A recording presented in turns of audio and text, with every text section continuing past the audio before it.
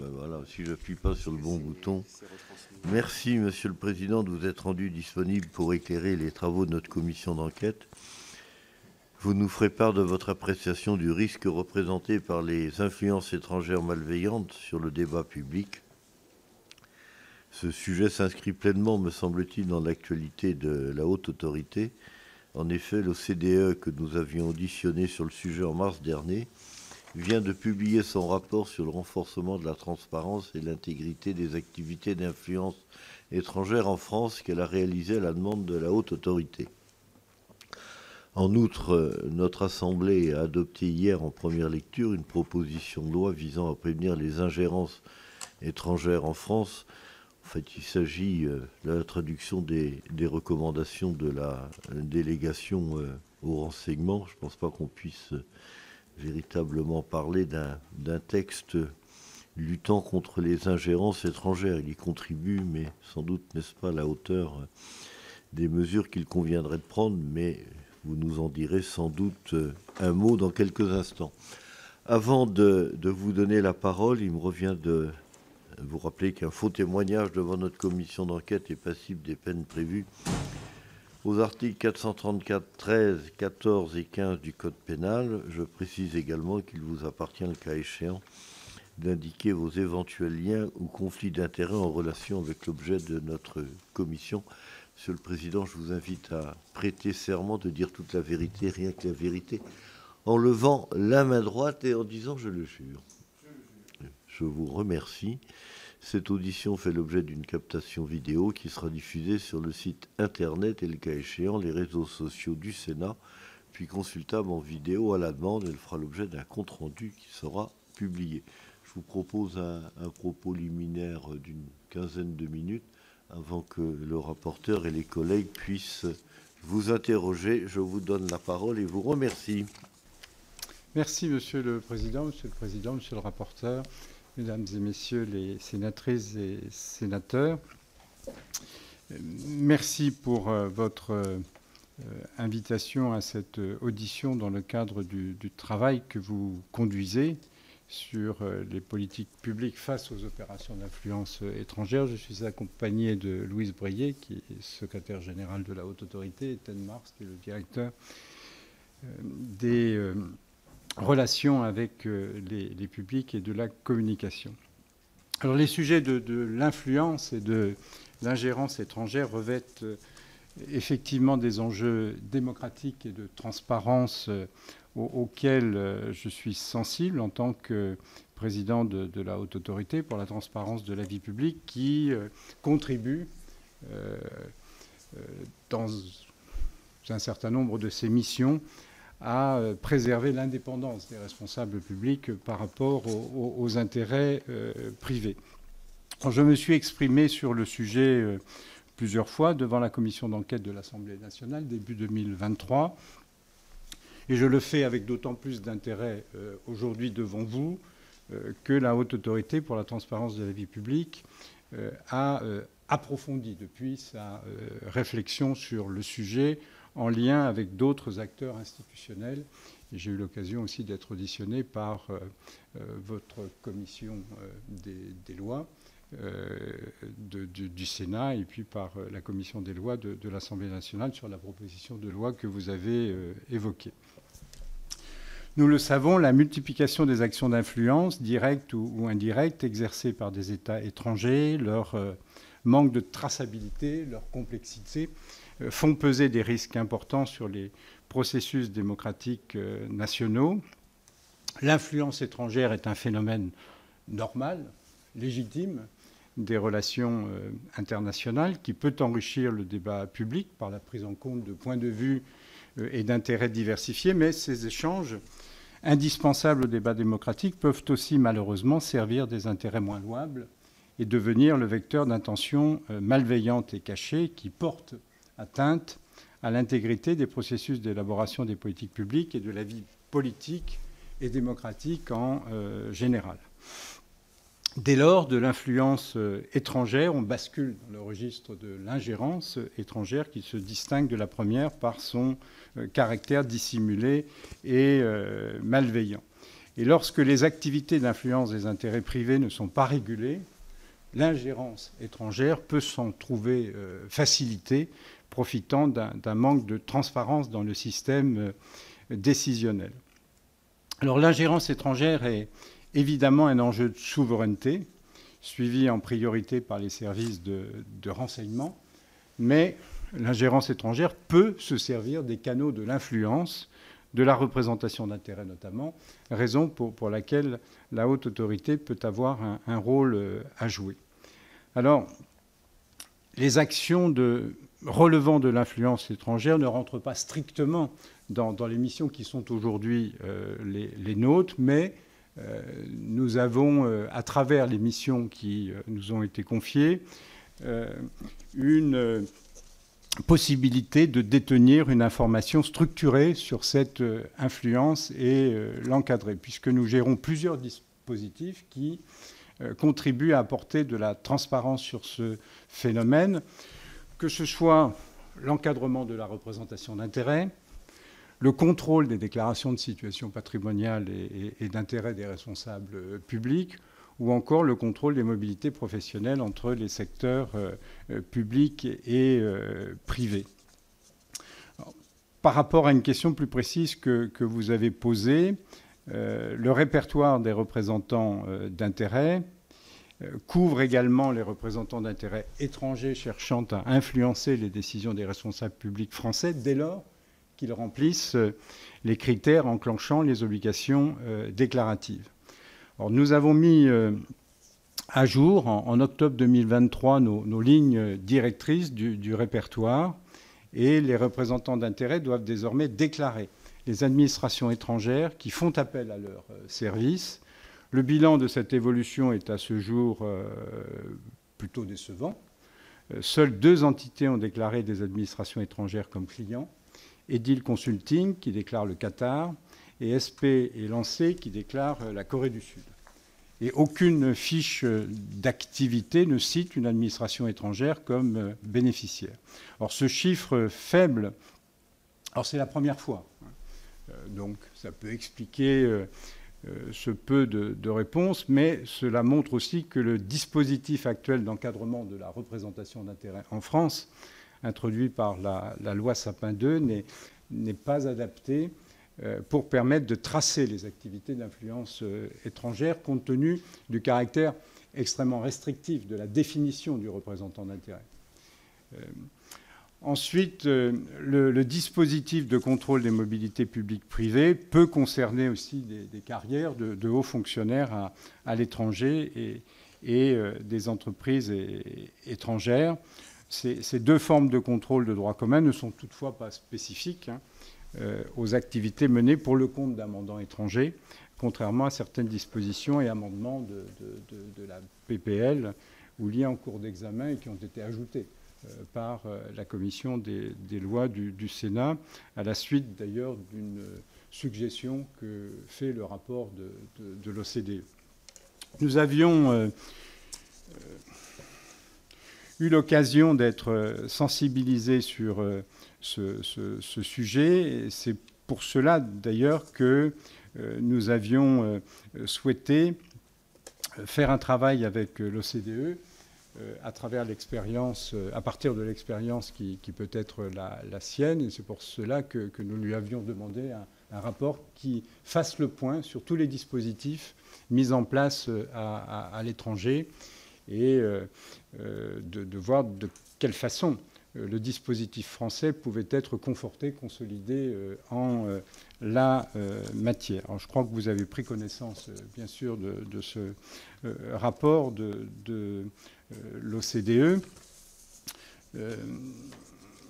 Les exemples à partir desquels l'OCDE formule des suggestions sont intéressants.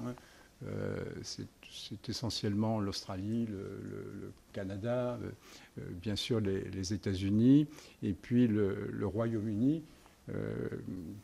Pour certains pays, d'ailleurs, ces dispositifs fonctionnent depuis très longtemps, bon, avec plus ou moins, bien sûr, d'efficacité.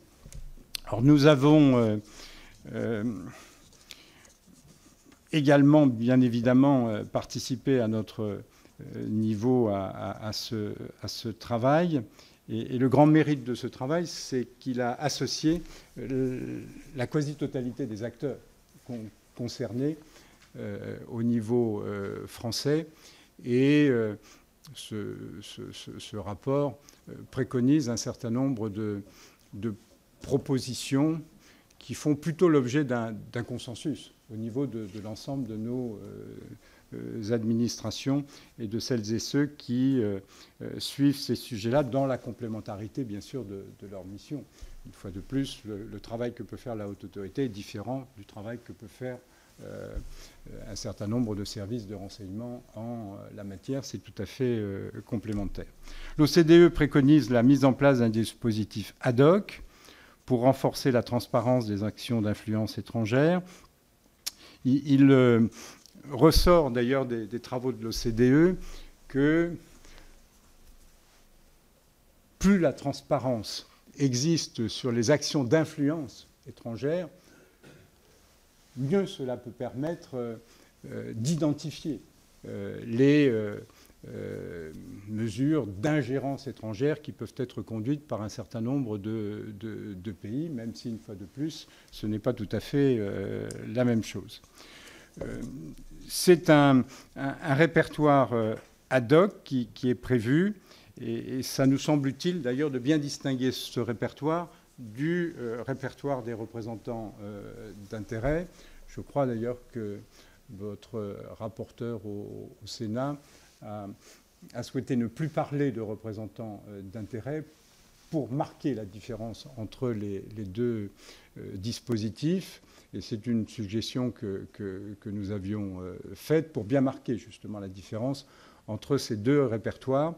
Et la définition large nous paraît appropriée, puisqu'on voit bien que les faiblesses du dispositif qui peut exister au niveau de la régulation des représentants d'intérêt tient beaucoup à la définition beaucoup trop restrictive des représentants d'intérêt, avec un certain nombre de critères qui ont pu être ajoutés, y compris sur le plan réglementaire, ce que le comité de déontologie du Sénat a bien pointé sur justement les faiblesses de notre dispositif, qui a le mérite d'exister. Tous les pays n'ont pas un dispositif de régulation d'intérêt, donc il faut toujours... bon, c'est la bouteille à moitié vide ou à moitié pleine. À partir de ce constat, c'est important de voir comment nos dispositifs peuvent être consolidés. Sur les autres propositions qui sont suggérées, et que, en ce qui nous concerne, nous pouvons, à travers justement l'expérience qui est la nôtre, considérer comme tout à fait utile, c'est l'affirmation de règles déontologiques qui s'appliqueraient bien sûr à celles et ceux qui peuvent conduire des actions d'influence pour le compte de puissances étrangères. Et en ce qui concerne le contrôle des mobilités professionnelles, ce que suggère d'ajouter à nos possibilités de contrôle l'OCDE nous paraît effectivement utile si l'on veut traiter mieux que nous pouvons le faire aujourd'hui à travers les pouvoirs qui sont les nôtres, les mobilités vers des entreprises étrangères. Bon. Effectivement, on peut voir qu'il y a un certain nombre de faiblesses dans le dispositif actuel, même si il faut reconnaître que le dispositif de contrôle des mobilités qui peut exister en France est plutôt en pointe par rapport aux autres pays de l'Union européenne, par exemple, s'agissant de ce sujet. Sur le dernier point, avant de répondre à vos questions, c'est sur les moyens de contrôle et le pouvoir de sanction. ce sont des sujets qui me paraissent déterminants. On peut mettre en place des dispositifs. Si on ne donne pas à l'entité chargée de contrôler les moyens réels d'exercer son contrôle, et si on ne lui donne pas une certaine capacité à sanctionner un certain nombre de comportements, je pense qu'on se fait plaisir, mais que le résultat est totalement inefficace. Donc on insiste beaucoup sur ce point, et là le rapport de l'OCDE est intéressant. Il montre qu'un système gradué de sanctions, à la fois administratives et pénales, est extrêmement utile si on veut avoir un dispositif efficace. Et je me permets de réinsister.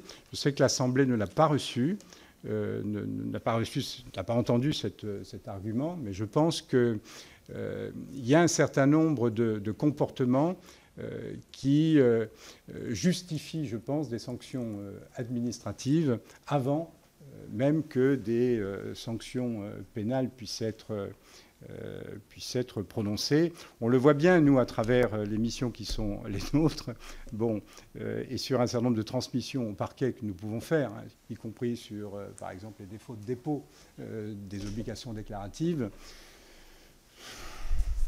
alors que ce sont des contentieux très simples, parce qu'il suffit de constater que les obligations déclaratives n'ont pas été remplies.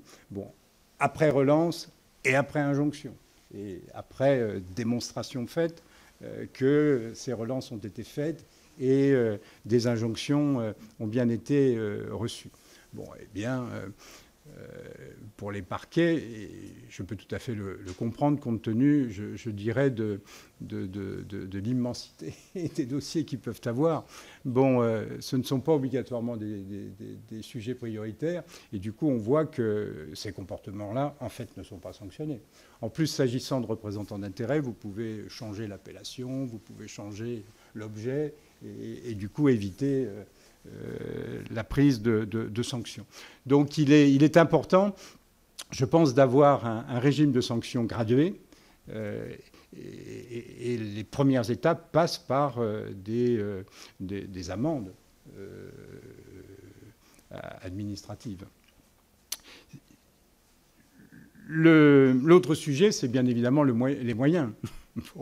Qui dit la mise en place d'un nouveau répertoire, dit la nécessité d'avoir de nouveaux logiciels, d'avoir de nouvelles applications informatiques. Les moyens de la Haute Autorité sont déjà contraints. J'ai eu l'occasion d'attirer à plusieurs reprises l'attention du gouvernement à ce sujet. Et si vous nous confiez des missions supplémentaires à la Haute Autorité, ça doit passer, bien sûr, par des moyens supplémentaires. Sinon, ça fera comme par rapport à un régime de sanctions qui ne serait pas approprié. C'est comme si on ne faisait rien. Donc voilà, j'insiste là-dessus, à partir du moment où je vois déjà les limites de notre action s'agissant d'un certain nombre de nos missions, compte tenu des moyens contraints qui sont les nôtres et qui ne sont absolument pas à la hauteur des missions que le législateur nous a confiées. Voilà, Monsieur le Président, Monsieur le rapporteur, Mesdames et Messieurs les sénatrices et sénateurs, les quelques propos que je pouvais tenir en introduction. Merci, Monsieur le Président, pour cette présentation concrète. Je vais laisser la parole au rapporteur, mais je serais tenté de poser une première question, Monsieur le Président. Quelle est la probabilité pour que des acteurs malveillants décident de se déclarer auprès d'un registre ou d'une institution, d'autant plus que l'efficacité de leur action réside en partie dans le fait qu'ils sont inconnus et cachés, si je peux ainsi m'exprimer. Mais je laisse le rapporteur poursuivre. Merci, Monsieur le Président. Monsieur le Président, merci, Monsieur le Président, pour votre présentation extrêmement claire, didactique. Et donc, je dois l'avouer, assez peu de questions, mais quelques questions pour autant, parce que vous avez répondu déjà à beaucoup d'entre elles. D'abord sur le... sur la question des moyens. Je vais commencer par l'inverse de ce que vous avez fait, même s'il y a un sens à tout cela, mais comme le périmètre, on l'a un peu défini, et ça va aller assez vite, mais pourriez-vous détailler, par contre, concrètement, ce que vous imaginez, vous, comme système gradué en termes de sanctions administratives et de sanctions pénales? Ça, c'est la première question. Donc, même si vous avez raison de le rappeler, le rapport que vous avez commandé à l'OCDE est très complet, très précis, et nous permet, d'ailleurs, ce sera un élément important dans notre réflexion du rapport qui sera publié donc, en juillet prochain. Et l'autre élément, l'autre question, c'est, une fois qu'on a dit que le nouveau répertoire, mais on ira peut-être un peu plus loin dans qui serait confié donc, à la Haute Autorité pour la vie publique, la question c'est quels moyens donc, financiers, quels moyens humains supplémentaires faut-il imaginer, non pas pour essayer de faire fonctionner, mais pour que tout cela soit efficace. Je veux dire, cela, effectivement, ça rejoint en partie la question du président, d'ailleurs. Ça, c'est ma première question. La seconde, c'est sur... alors,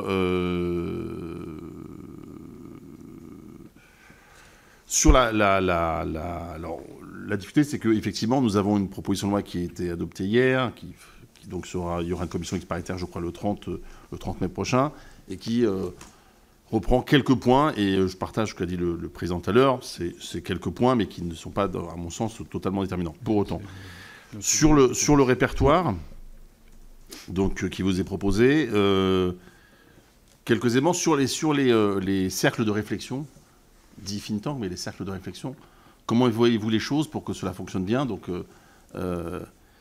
ça, c'est mon premier point. Deuxième point, c'est comment on peut imaginer également, aussi, enfin, ou pas, le fait que certaines personnalités, par exemple, parfois sont invitées dans des colloques ou autre chose, et que quand ils prennent la parole, je vais citer un nom, il y a peut-être 48 ans une grande radio, un ancien Premier ministre a expliqué que, bien évidemment, ces rapports privilégiés avec un grand pays asiatique n'avaient en rien d'influence sur ses prises de position. Donc la question, c'est comment tout ça s'organise, comment tout ça peut être traduit par vos soins, même si vous n'êtes pas les seuls à pouvoir agir, mais en tout cas, à votre niveau, à vous, comment vous pouvez imaginer que cela puisse être intégré dans le dispositif global.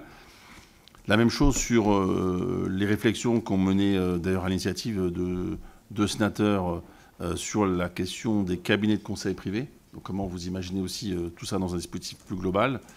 Voilà globalement mes quelques questions, donc en sachant que je partage avec vous le fait que le rapport de l'OCDE me paraît très complet et très instructif et je crois très utile à transposer dans le droit français. Donc voilà, Monsieur le Président, mes questions pour démarrer. Merci, Monsieur le Président et Monsieur le rapporteur. Sur, bien sûr, les actions d'ingérence, à partir du moment où leur caractère malveillant et caché sont évidents, c'est contraire à la transparence. Enfin, bon, donc, c'est pas transparent. Bon. Donc, mais les expériences étrangères montrent que plus on contraint justement à rendre transparent les actions d'influence étrangère, mieux cela permet une fois de plus d'identifier ce qu'il peut y avoir derrière et qui fait passer de l'influence à l'ingérence. Bon. Et c'est là où, bien sûr, les services de renseignement et les moyens qu'ils peuvent avoir sont extrêmement utiles. Bon. On voit bien que vous avez des canaux officiels, des think tanks ou des associations ou des manifestations tout à fait officielles organisées par des pays qui peuvent contribuer à exercer une influence de la part d'un pays étranger sur un certain nombre d'activités pouvant les concerner dans leur pays ou pouvant concerner notre pays. Et ça, c'est important, effectivement, que cela puisse, je dirais, être rendu le plus transparent possible.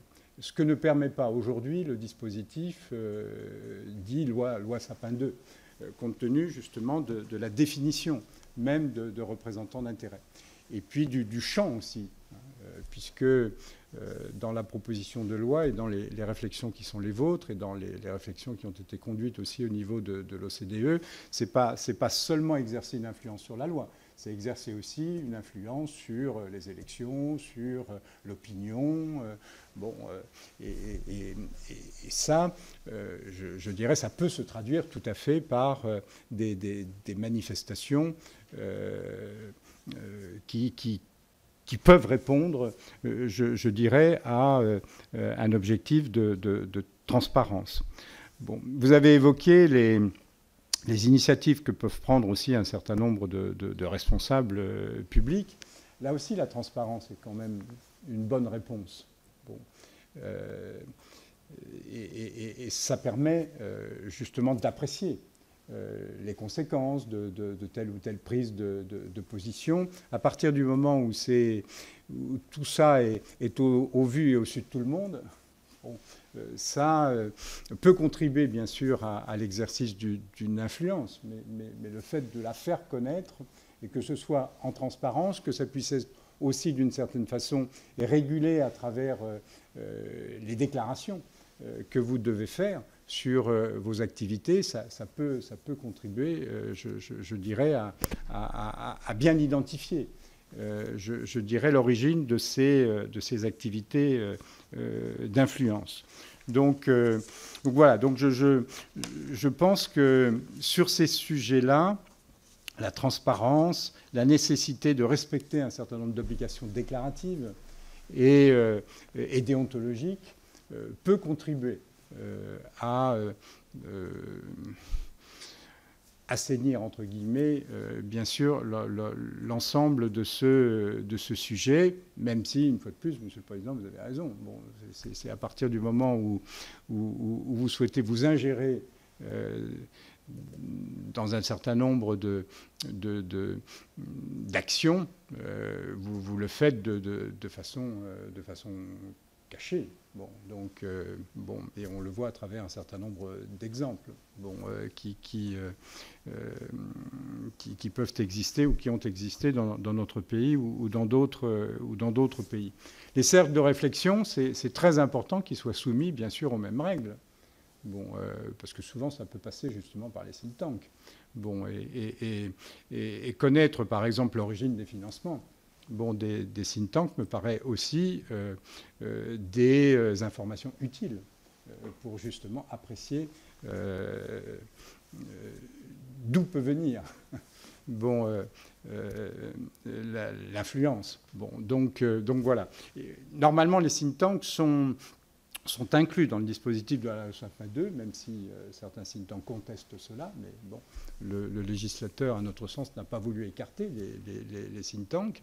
Vous avez un certain nombre d'exemptions, mais ça concerne les partis politiques, les associations d'élus. Bon, mais voilà, le législateur a encadré strictement le dispositif et ses exemptions. Et je crois qu'il faut les limiter au maximum, d'ailleurs, et que les think tanks doivent être considérés comme des vecteurs d'influence possibles, voire même au-delà de l'influence. Bon, on a tous en tête un certain nombre d'organismes qui représentent tout à fait en apparence et officiellement un certain nombre de pays étrangers et qui peuvent multiplier les initiatives. Donc là-dessus, je pense que avoir des obligations déclaratives et des obligations déontologiques qui peuvent être contrôlées justement par une autorité administrative indépendante est quelque chose qui peut être utile.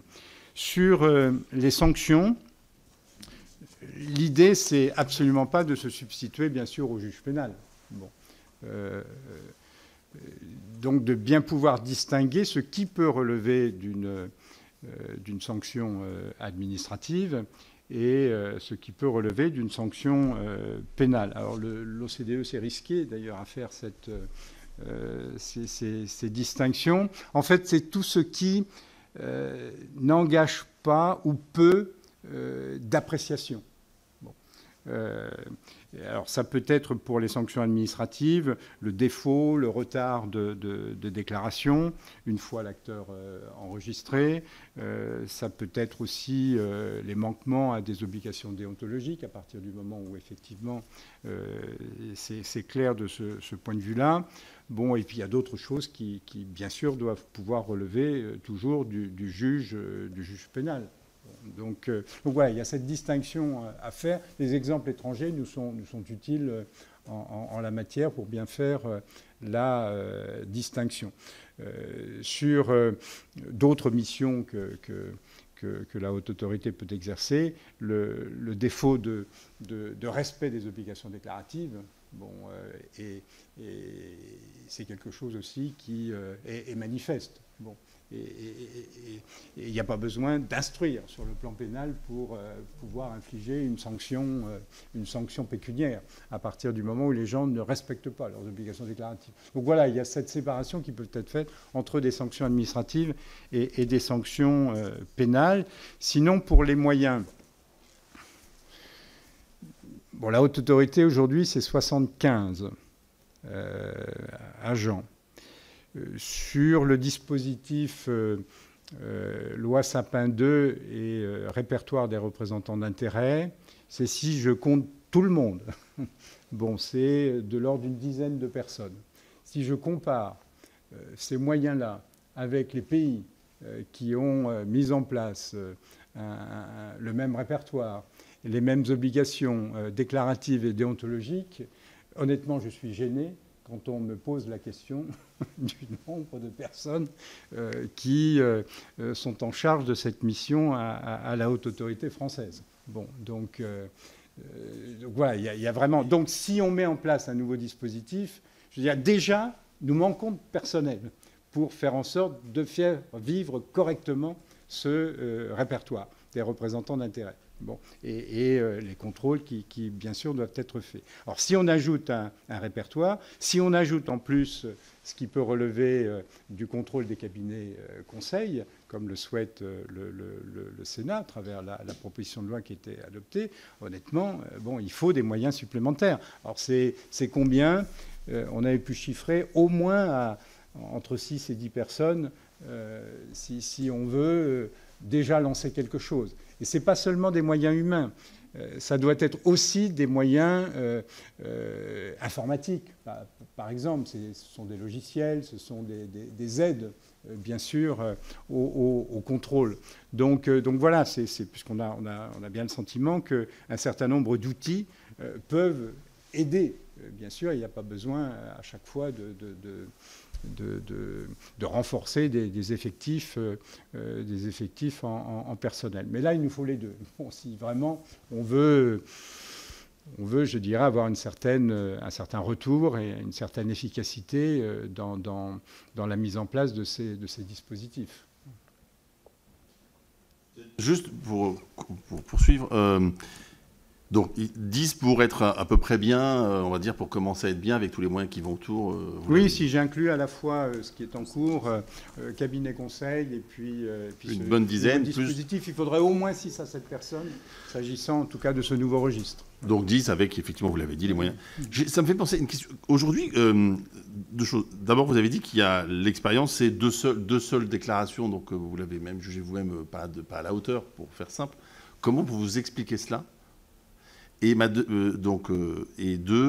comment j'explique quoi, par exemple ? Le fait qu'il y ait seulement 2 déclarations. Vous nous avez dit qu'il y avait seulement 2 déclarations de cabinets travaillant pour les administrations étrangères.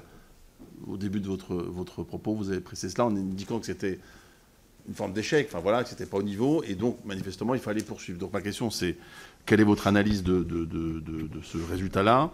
Qu'est-ce que vous proposez, vous préconisez pour peut-être aller plus loin, au-delà de ce qui est déjà mis, j'ai envie de dire, dans le pipeline ? Et ma question, c'est comment vous procédez au quotidien ? Parce que, pour entrer un peu dans le détail, parce que autant il y a une part que nous, élus, nous connaissons sur l'autre autorité, et il y a des éléments factuels, mais comment vous pouvez déterminer que tel cabinet ou telle personnalité n'a pas déclaré, travaille effectivement pour... Voilà, comment tout ça se passe? Parce que si c'est que le déclaratif et on agit dessus, on voit que la limite, elle est posée. Donc ma question, c'est est-ce qu'il y a un peu de travail de prospective? Et si oui, sous quelle forme? Est-ce que c'est des agents qui, au quotidien, vont regarder, fouillent, regardent? Est-ce que c'est une intelligence artificielle ou autre chose? Il y a de la programmation qui permet de suivre, etc. Donc, entre une personnalité qui va dans un colloque et puis après qui prend des prises de position, voilà. Et pour terminer, vraiment, cette fois-ci, j'arrêterai. Sur les cercles de réflexion, vous avez raison, il y a le financement du cercle lui-même et aussi la commande. Et aussi la commande de travaux, qui parfois est la zone grise, puisque la commande de travaux permet parfois de faire financer tout le reste. Et puis bien sûr, les prises de parole, ou en tout cas les actions de ce cercle de réflexion. Voilà, j'en ai fini. Merci beaucoup. Nos nouvelles lignes directrices datent d'octobre. Donc c'était vraiment la première fois. Mais on voit qu'on est confronté à la définition même du représentant d'intérêt, d'où l'intérêt d'une définition large. Bon, puisque au niveau des représentants d'intérêt, vous avez les 10 actions, vous avez le critère de l'initiative, etc. Vous avez un certain nombre de critères qui font que pour qu'on soit reconnu comme un représentant d'intérêt, il faut déjà passer toutes ces étapes, quoi, et répondre à tous ces critères.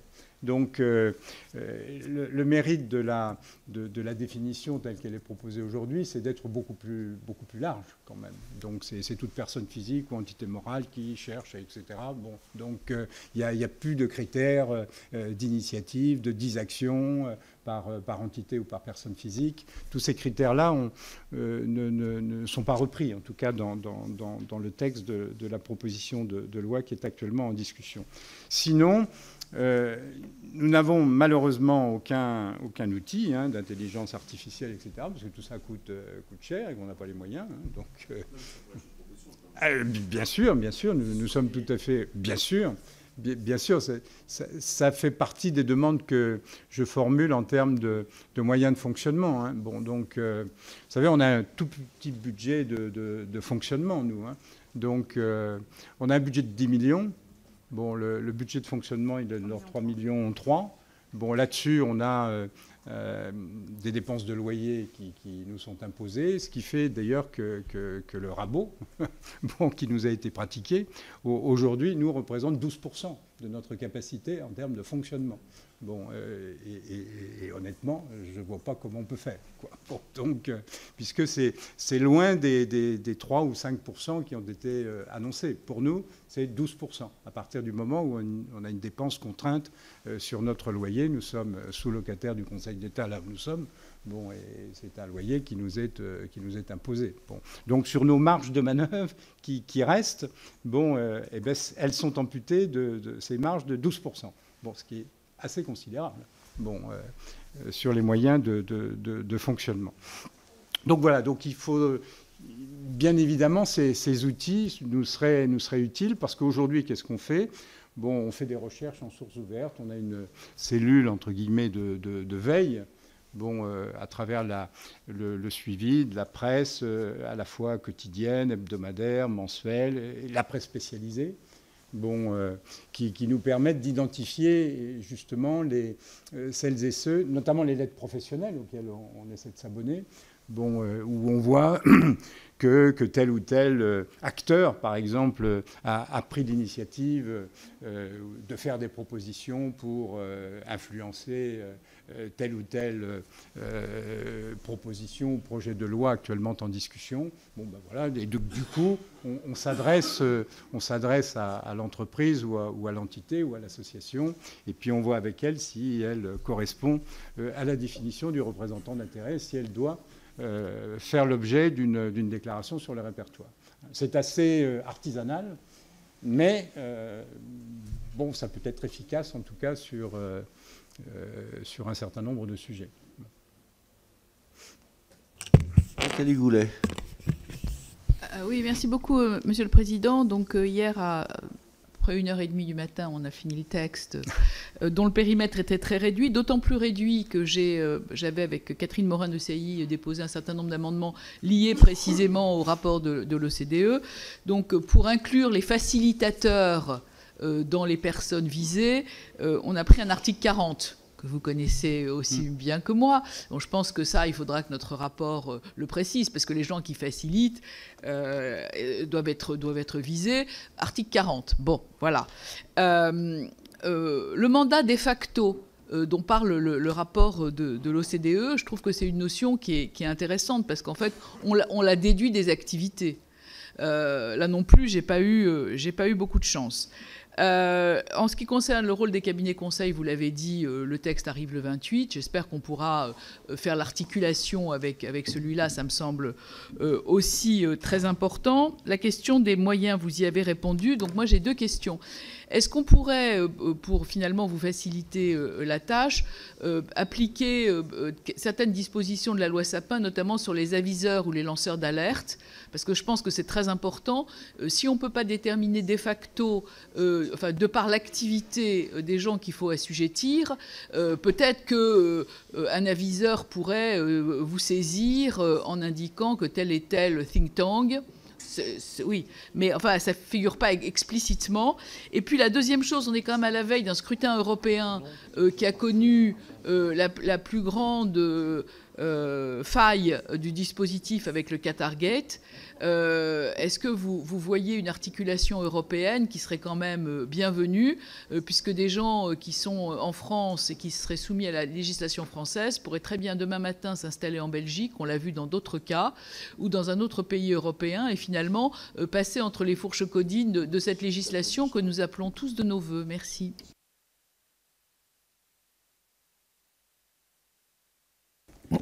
Oui, alors justement, mais merci, Monsieur le Président. Alors moi, c'est pas une question, c'est parce que c'est pour faire suite à la discussion. Alors sur les européennes, c'est bien qu'on parle de l'élection. C'est vrai que nous, on a tous des têtes de liste en réalité qui sont allemandes, etc., parce que c'est plus simple pour les financements. Mais et donc c'est vrai qu'il faudrait qu'on regarde au niveau aussi européen une harmonisation plus pointue. Mais moi, je revenais sur les moyens. Je pense que, est-ce qu'effectivement aujourd'hui on pourrait avoir une note, notamment détaillée sur le périmètre dans lequel on va agir et sur l'extension du périmètre, notamment à la veille, avec une note détaillée des moyens dont on aurait besoin, y compris matériel, logiciel, etc., pour qu'on puisse peut-être dans le cadre de notre rapport le mettre et puis pouvoir le défendre lors de la loi de finances qui arrive. Mais si on avait des éléments vraiment plus... une note qu'on pourrait recevoir, ça nous aiderait, je pense que ça faciliterait le travail de la Commission et ça faciliterait le travail des groupes, notamment dans le cadre du budget qui arrive. Oui, là, sur les propositions qui pourraient être faites sur les moyens, l'article 40, effectivement, serait invoqué. Donc on n'a pas possibilité d'avoir une réponse immédiate, en tout cas à travers l'examen de la proposition de loi. Donc, mais en revanche, tout à fait d'accord pour vous apporter quelques éléments sur notamment les quelques demandes que nous pouvons formuler pour le prochain triennal. Sur les années 25, 26, 27, effectivement, j'ai fait part d'un certain nombre de demandes sur le plan budgétaire et on pourrait vous les faire apparaître. Il faudrait qu'on les actualise à partir justement des textes qui pourraient être votés. On a aussi une interrogation par rapport à l'entrée en application de la loi, bien évidemment. Bon, donc, si l'entrée en application était, comme c'est prévu, le 31 décembre, alors je crois que ça a été changé par le Sénat. Hein. Bon, mais je ne sais pas ce qui en adviendra au niveau de la CNP. Bon, c'est une application au 31 décembre 2024 est quasi impossible, quoi, parce qu'il faudrait qu'on puisse engager dès maintenant des moyens supplémentaires pour justement se préparer à exercer cette mission dès le 1er janvier 2025. Et pour le moment, on n'a pas le premier centime d'euro pour le faire. Bon. Comment ? Et en plus. Oui, le rabot a accentué le gap, quoi. Bon, pour ce qui concerne en tout cas notre budget de fonctionnement. Donc voilà, sur les opérations électorales, le texte pour le moment ne le prévoit pas. Alors qu'on sait bien qu'il peut y avoir des influences, voire des ingérences sur ces sujets-là. Donc peut-être que ça pourrait être ajouté au dispositif qui peut être prévu. Sur les signalements, nous en recevons déjà. Et puis nous avons des associations qui sont agréées. Je pense à Transparency International, je pense à Anticor. Bon, et puis nous avons aussi des signalements, nous les regardons. Bon, l'Assemblée comme le Sénat peuvent nous faire aussi des signalements. Ça a été le cas pour un certain nombre de représentants d'intérêt. Le président Larcher nous avait saisi d'une situation, donc on a regardé de plus près. Donc voilà, cela dit, si la loi, je dirais, conforte le dispositif de signalement possible, pourquoi pas. Mais il y a déjà un certain nombre de dispositions qui permettent, en tout cas, ces signalements. Je pense qu'il faut pouvoir articuler les dispositifs, même s'il faut autant sur les cabinets conseils, on a des... Après, c'est le problème des doubles inscriptions ou des triples inscriptions. Bon, donc, si vous avez plusieurs répertoires, il faut être attentif au fait que les finalités de chacun des répertoires soient bien respectées. Ce qui n'interdit pas, bien évidemment, à des représentants d'intérêt ou à des entités qui cherchent à exercer une influence étrangère, d'être sur 2 répertoires, mais pour des actions qui peuvent être différentes. Bon, donc ça, il faut bien sûr veiller à l'articulation. Bon, si la proposition de loi sur les cabinets conseils prospère, c'est quelque chose qui peut effectivement être utile dans un certain nombre de dispositions qui sont prévues. Et puis, nous attendons aussi, nous souhaiterions beaucoup que le dispositif représentant d'intérêt, loi Sapin 2, puisse être revisité à partir des propositions qui sont formulées par le comité de déontologie du Sénat et puis la proposition de loi aussi qui a été présentée au niveau de l'Assemblée nationale par Gilles Legendre et Cécile Intermayer. Bon, qui là font état de propositions après de travaux complets menés par les commissions parlementaires concernées. Mais manifestement, on voit bien que du côté du gouvernement, là, il n'y a pas de volonté pour je dirais, revoir ce dispositif. On a une partie de notre haute administration qui est très réactive à la remise en cause d'un certain nombre de critères qui contribuent à la définition des représentants d'intérêt. Et manifestement, ils sont plus forts que les parlementaires. À ce stade. À ce stade. J'espère que c'est provisoire, effectivement. Y a-t-il d'autres demandes de parole ? Oui, je t'en prie. Pardonnez-moi, Monsieur le Président, sur la coordination européenne sur le sujet, oui, vous n'avez pas répondu. Oui, vous savez qu'il y a un certain nombre de débats là, qui sont en cours à la suite justement du Qatargate. Bon, ça avance, je dirais, au rythme d'un certain nombre de questions traitées sur le plan européen. Il y a des projets de directive aussi qui sont en cours de discussion et d'échange. Avec des pays qui sont réservés par rapport à la capacité de l'Europe à prendre des directives sur ces sujets-là. Bon, donc c'est actuellement en discussion. Nous animons aussi un réseau d'éthique européen avec aujourd'hui 15 autres pays de l'Union européenne, bon, des entités qui ont parfois des statuts différents, mais qui partagent des préoccupations et qui exercent le plus souvent les mêmes missions. Et nous sommes considérés comme des interlocuteurs de la Commission européenne et du Parlement européen sur ces sujets-là. Donc on essaie aussi de contribuer, je dirais, à la réflexion de l'Europe sur l'ensemble de ces sujets. Monsieur le Président, il reste à vous remercier de votre intervention, des précisions et des éclairages que vous nous avez apportés qui vont certainement inspirer notre rapporteur. C'est moi qui vous remercie. Il avait besoin de vous pour être inspiré, mais oui. Merci beaucoup en tout cas.